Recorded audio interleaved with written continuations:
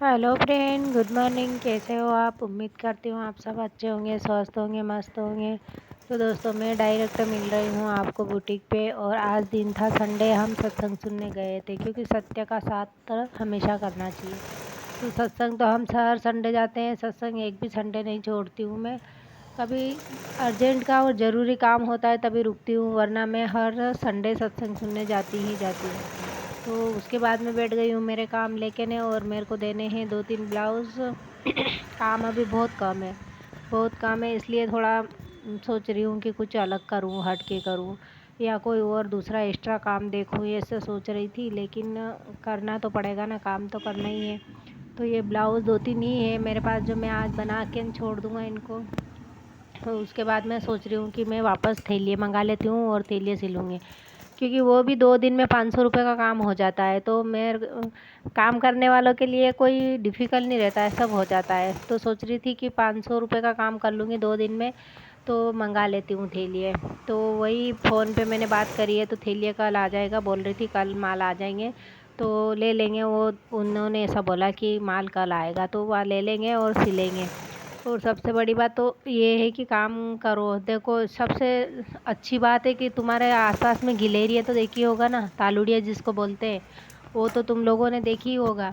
मालवी भाषा में उसको तालुड़ी बोलते हैं, गिलहरी बोलते हैं। तो उनको तो कौन नहीं जानता है, सब जानता है। वो कितनी चंचल रहती है और कैसी फुदक फुदक फुदक फुदक करती है। कभी डाली पे चढ़ती है तो कभी पेड़ पे, तो कभी कहीं कैसी फुदक फुदक करती है, उसको जानते हो ना? उसको सब कोई जानता है। लेकिन उसका कितना बड़ा योगदान है, और वो किसकी लाड़की है, उसको किसका आशीर्वाद मिला हुआ है, ये तो आप लोगों को पता ही होगा। या नहीं हो तो मेरे से सुन लो, मैं बता देती हूँ। क्योंकि भगवान राम जब वनवास में गए थे ना, तो सीता हरण हो गया था। सीता को रावण हरण करके ले गया था और लंका में चढ़ाई कर दी थी राम ने। और लंका जाने के लिए समुद्र में सेतु बनाना पड़ रहा था। तो सेतु बनाने के लिए सारे रीछ, वानर, भालू, सब जीव जंतु जानवर जो थे अपना अपना योगदान दे रहे थे। सभी लोग अपने अपने हिसाब से पत्थर, कंकड़ और जो भी उनसे बन पड़ रहा था वो उठा उठा के ला रहे थे और सेतु बना रहे थे। तो गिलहरी ने सोचा कि मैं क्यों पीछे रहूँ, मैं, वो गिलहरी उसमें सबसे छोटी थी, तो कि मैं क्यों पीछे रहूँ। तो गिलहरी इतनी बड़ी है कि वो कुछ सामान उठा सकती है, कुछ चीज़ उठा सकती है ना, कुछ नहीं, बस वो उसका पेट भर सकती है, इतना ही कर सकती थी। तो उसने एक आइडिया लगाया और जाके ने वो बालू रेत में लोट लगाने लग गई, और लोट लगा के सीधी जाती थी जहाँ सेतु बन रहा, वहाँ जाके ने वो बालू रेत अपने बदन से खेर देती थी, वहीं खिरा देती। और वापस आके ने ऐसे ही कर रही थी, बार बार करने के बाद भी। मतलब सब बांदर उस पे हंसने लग गए और उसकी मजाक उड़ाने लग गए। तो बांदरों ने हंस रहे थे, मजाक उड़ा रहे थे, तो भगवान खड़े खड़े देख रहे थे। तो भगवान ने बोला कि इसमें हंसने वाली बात नहीं है, इसकी श्रद्धा है कि मैं भी कुछ भगवान के काम आ सकूं और मैं भी कुछ अच्छा काम करूं। तो वो सबको देखते हुए उसके मन में ऐसी बात आई, तो वो है ना अपना खुद का लेके ने बालू रेत में खुद बदन को उलेट के न जाके न वहाँ पे बालू रेत गिराती थी, जिससे वहाँ पे जो खाली जगह रहती थी ना, वो जगह भर जाती थी। तो देखो, सबसे बड़ी बात तो है कि जहाँ पे भी अगर अपना योगदान बन रहा हो न, अपना सहयोग हो रहा हो न, कहीं सेवा मिल रही हो, तो वो सेवा अपने को करना बहुत ज़रूरी रहती है। गिलहरी ने भी भगवान राम के लिए गिलहरी ने सेवा करी है। तो भगवान खुश हो गए और भगवान ने उसको बड़े प्यार से हाथ में उठाया और उसके सिर पे हाथ फेरा ना, तो वो 3 जो बने हुए रहते हैं ना रिक्टे, जिनसे वो कितनी सुंदर दिखती है, और उसकी पूंछ कैसी जामरी खिली हुई दिखती है। तो वो भगवान राम के ही आशीर्वाद है उसके ऊपर। क्या, तो वो गिलहरी एक छोटा सा जानवर है, वो उसने इतना बड़ा काम करा। काम काम तो क्या करा होगा, लेकिन उसने थोड़ी सी हिम्मत करी, और हिम्मत करके ना आज वो भगवान की कितनी प्यारी हो गई कि भगवान ने उसके, मतलब आज जन्म जहाँ तक वो जिंदी रहेगा ना, वहाँ तक उसके शरीर पे भगवान के नाम का वो निशान बना हुआ रहेगा। तो वही बात है कि अपने से जितना बन पड़ रहा है ना उतना करो, क्योंकि ज़रूरी नहीं है कि अपने को पहाड़ उठाना है। जो ज़रूरी भी नहीं है कि गिलेरी गिलेरी ही रहेगी, वो कभी बंदर, मतलब हाथी नहीं बन सकती है।